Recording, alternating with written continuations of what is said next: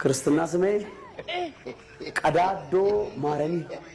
ራቁታቸውን የሚገርም ራቁታቸውን በቪዲዮ ሴክስ የሚያደርጉ ዘማሪዎችን አይቻለሁ። በጣም እስክገረም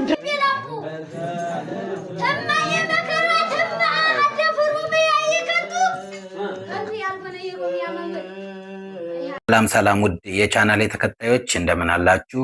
በያላችሁበት ሁሉ ሰላማችሁ ይብዛ።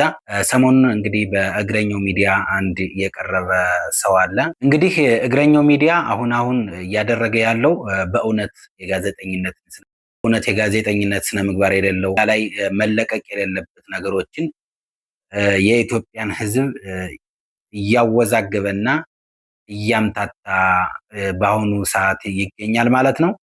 ለምሳሌ ያህል ሰሞኑን እንግዲህ በሱ ሚዲያ የተለቀቀውን እንዳያችሁትኝ የመከላከያን ዩኒፎርም ለብሶ ሲያፌዝ እና ሲቀልድ እንግዲህ መከላከያ ታላቁ የኢትዮጵያ መከላከያ ሰራዊት ዩኒፎርም በመልበስ ሲያፌዝ እና ሲቀልድ ተመልክተናል። ይባስ ብሎ ደግሞ በማያገባው ገብቶ ስለ ሃይማኖት ሲያወራም እንግዲህ ተመልክተነዋል ማለት ነው። ለምሳሌ ያህል ስምህ ማን ነው ሲጠይቀው ማለት የክርስትና ስምህ ማን ነው ሲጠይቀው ቀዳዴ ማርያም በማለት እንግዲህ ምንም አይነት ትርጉም የሌለውን በኢትዮጵያ ኦርቶዶክስ ተዋሕዶ ቤተክርስቲያን የማይሰጠውን የመጽሐፍ ስም በመጥራት ወይም ምንም አይነት ትርጉም ሊሰጥ የማይችለውን ስም በመጥራት እንግዲህ ቤተክርስቲያኑን ወይም ሃይማኖቱን ሲያቀል ተመልክተነዋል ማለት ነው። ለነገሩ አቅራቢው ከአቅራቢው እውቀትም የተነሳ ይመስለኛል። እንግዲህ አቅራቢው ቢያውቅ ኑሮ የቤተክርስቲያን ውስጥ ስርዓቱን እና ወይም ስለ ቤተክርስቲያን የመጽሐፍ ስም አሰጣጥ ቢያውቅ ኑሮ እዚህ ጋር ምን ማለት ነው ብሎ ይጠይቀው ነበረ። ግን ሲጠይቀው አንመለከትም ማለት ነው። ለነገሩ ስለ ሰውየው የምለው ነገር ወይም ስለቀረበው ሰውዬ የምለው ነገር የለም። ምክንያቱም የሚዲያው ባለቤት ሆን ብሎ ምንም ለህዝብ እንኳን ጥቅም የማይሰጠውን የሰው ሐሳብ በሚዲያው ሲያሰራጭ ለህዝብ ወይም ለተመልካቾቹ ክብር እንደሌለው ነው እኔን በበኩሌ የተመለከቱት ማለት ነው። ጋዜጠኛ ተክለ ሃይማኖት አዳነ እባክህ ወደ ቀልብህ ተመለስ እንላለን። ሌላ ምንም አንልም።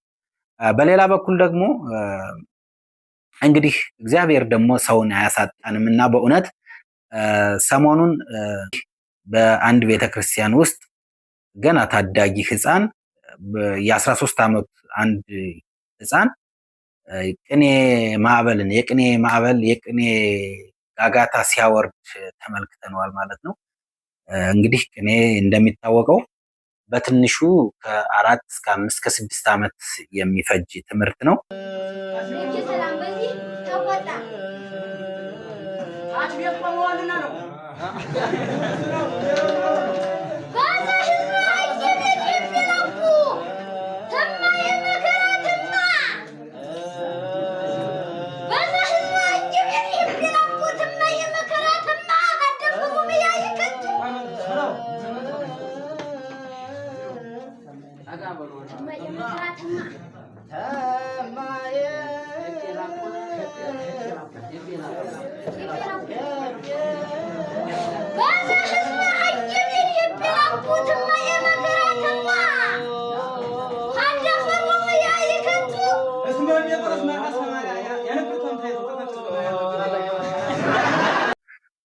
ታዲያ ይህ ታዳጊ ህፃን እንግዲህ በሊቃውንቱ በተሰበሰበበት ብዙ ሊቃውንት ባሉበት መሃል ላይ ሆኖ ቅኔ ማዕበል ሲያወርድ እንመለከተዋለን ማለት ነው።